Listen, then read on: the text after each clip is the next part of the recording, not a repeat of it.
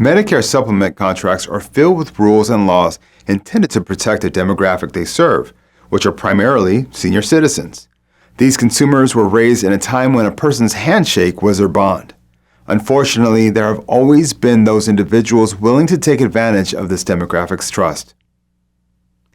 In the case of insurance and securities, legislation is usually not enacted because of those who follow the rules, but rather for the small minority of producers who aren't ethical and straightforward with their clients.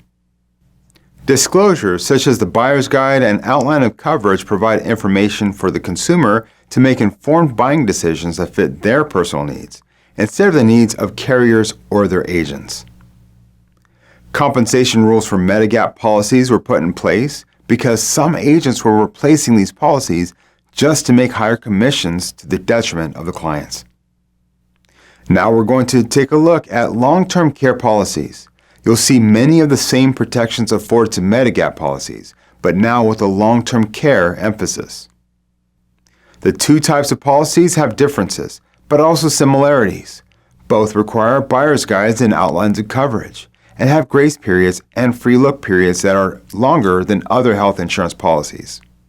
They also have specific laws in place meant to protect senior consumers and others who need these policies.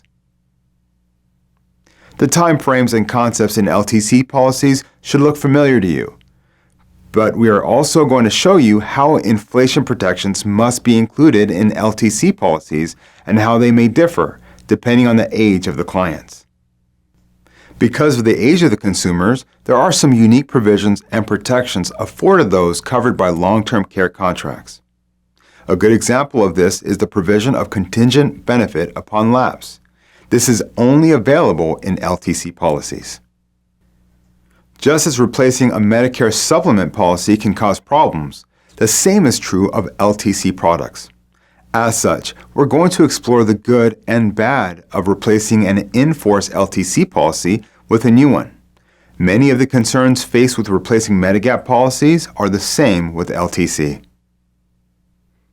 We'll then examine the restrictions governing LTC, definitions specific for our state, and prohibitions that are part of LTC contracts. We also discuss non-forfeiture benefits, which occur if a policy lapses due to non-payment of premium.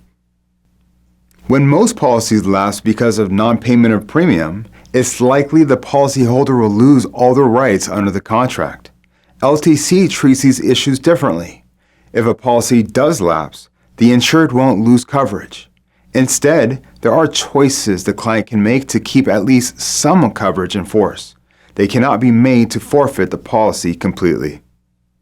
The final part of this section discusses Florida's laws and rules on LTC partnership policies. While we've discussed partnership policies before, Florida has some variations on the partnership theme we'll be sure to point out.